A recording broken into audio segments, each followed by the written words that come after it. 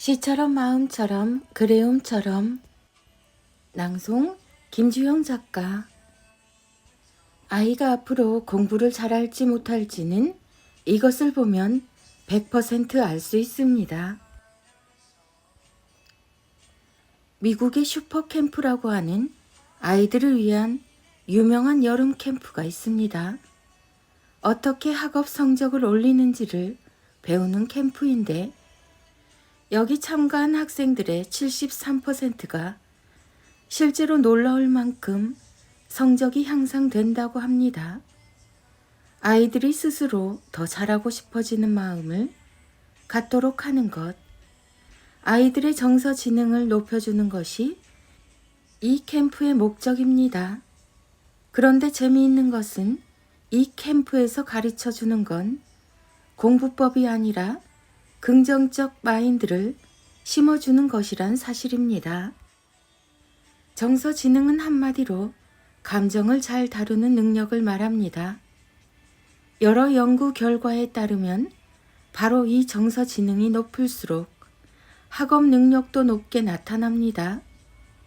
실제로 미국의 아이비리그인 코넬, 하버드 브라운 대학에 다니는 학생 3명의 정서 지능을 검사해 보니 일반적인 아이들에 비해 상당히 높은 수준을 보여줬다고 하는데요. 몇 가지 실험 결과 정서 지능이 높을수록 주변 상황에 크게 흔들리지 않고 높은 집중력을 보여주었을 뿐만 아니라 실패 상황에 대처하는 방식에서도 큰 차이를 보였다고 합니다. 아이들과 선생님이 함께 젠가 게임을 하는 상황입니다. 그런데 열심히 쌓아 올리던 젠가가 무너졌을 때 정서 지능이 높은 아이와 그렇지 않은 아이는 어떻게 다른 반응을 보였을까요? 정서 지능이 우수한 아이들, 무너진 사실보다 빨리 다시 쌓아야 한다는 생각에 집중함. 정서 지능이 낮은 아이들, 문제가 벌어진 상황에 화를 냄.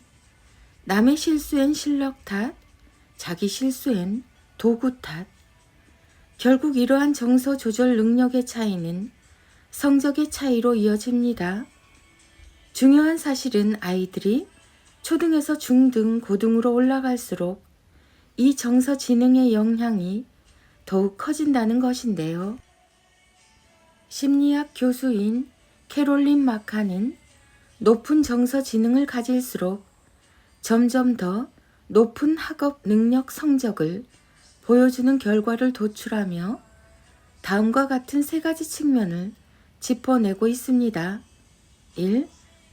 정서 지능이 높은 아이들은 성적 스트레스, 공부의 어려움, 시험에 대한 불안 등에서 비롯되는 부정적인 정서들을 슬기롭게 관리해 나간다. 설령 시험을 잘 못 보더라도 자신을 다독이며 더 나은 점수를 받기 위한 방향으로 나아간다. 2. 정서 지능이 높은 아이들은 친구들이나 선생님 등 자신이 속한 사회 관계 속에서 발생하는 여러 감정들을 현명하게 관리하고 대처하며 원활한 사회적 관계를 형성해 간다. 3.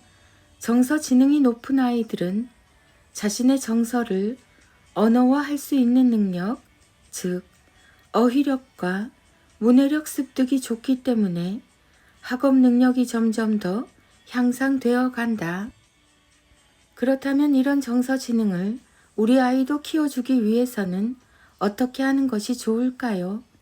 아이들이 가장 많이 하는 고민 주제에 관해 스스로 관점을 세우고 답을 찾아가도록 반복적으로 읽고 쓰는 훈련이 가장 효과적입니다. 너에게 들려주는 단단한 말은 아이들이 공부와 성적, 자존감과 스트레스, 꿈과 목표, 친구 관계에 대한 여러 고민 상황에서 쉽게 좌절하거나 포기하는 것이 아니라 스스로 고민하며 자기만의 답을 찾아갈 수 있도록 여러 철학적 질문들과 문장들로 완성된 책입니다. 정해진 답이 없는 문제들이 계속 이어질 인생길에서 우리 아이가 좌절하거나 포기하지 않고 똑똑하게 성취해 나가기를 바란다면 아이의 정서 지능을 쑥쑥 높여줄 가장 단단한 말들을 전해주세요. 우리 아이들에게 지금 필요한 가장 빛나는 문장들을 선물해주세요. 스스로 답을 찾는 아이는 절망하는 법이 없습니다. 너에게 들려주는 단단한 말, 김종원 작가.